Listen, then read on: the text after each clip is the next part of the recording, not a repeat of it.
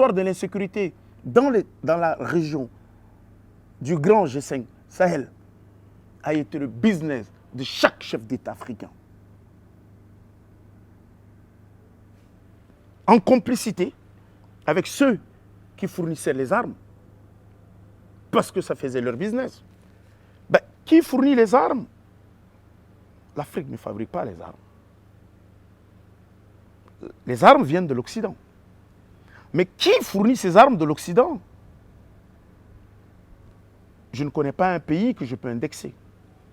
Mais il y a des Occidentaux qui sont en complicité dans les trafics d'armes avec les narcotrafiquants, qui passent en même temps drogue, armes et autres, qu'ils ont décidé à un moment donné pourrir l'Afrique.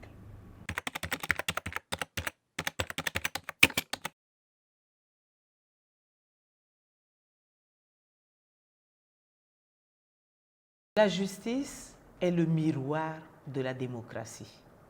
J'ai l'habitude de le dire, mais la justice chez nous ici est complètement malade. La justice ici, chez nous, est aux ordres. Quand elle n'est pas aux ordres, elle appartient aux plus nantis. Quand on remarque la période transitionnelle aujourd'hui,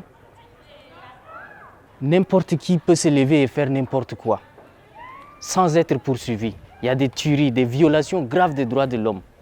Des petites filles qui se font violer. Et il n'y a aucune poursuite derrière ces exactions, ou je peux qualifier ça d'infraction massive. C'est l'impunité qui est la cause principale des violations des droits de l'homme.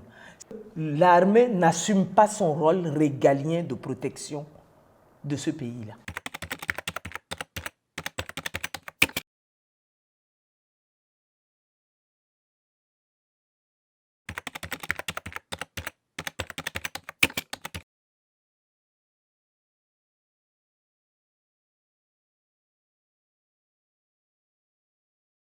Partout où vous écoutez le problème éleveur-agriculteur, c'est ces hautes autorités militaires qui sont à l'origine. J'explique.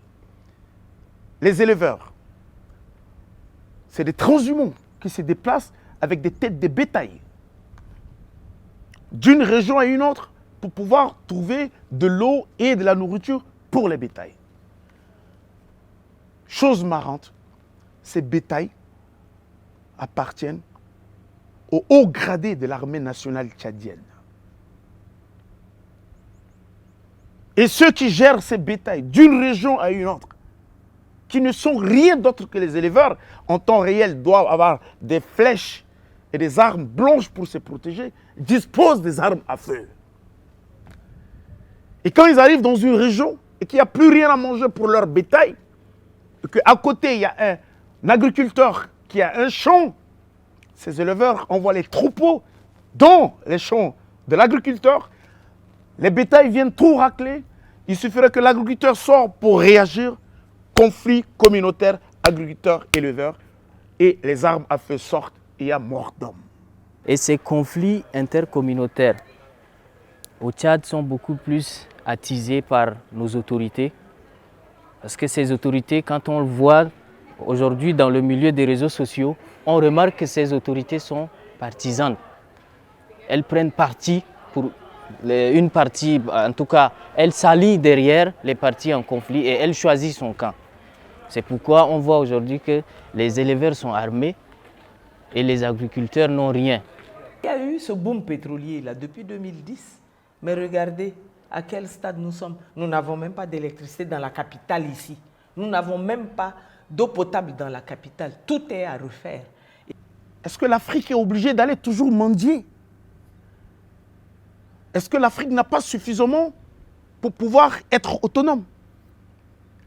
Plus quand tu vas mendier, plus il faut savoir que la main qui est au-dessus de celle qui reçoit est toujours autoritaire.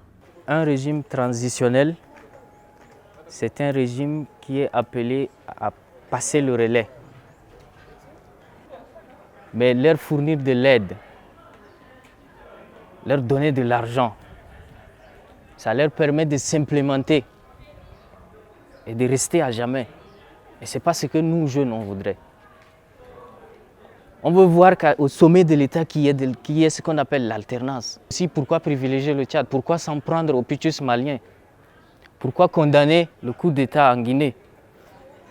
Et pourquoi dire aux yeux et au regard du monde qu'ils prennent acte? C'est toujours un coup d'État. Que ce soit le cas malien que le cas tchadien, c'est toujours un coup d'État.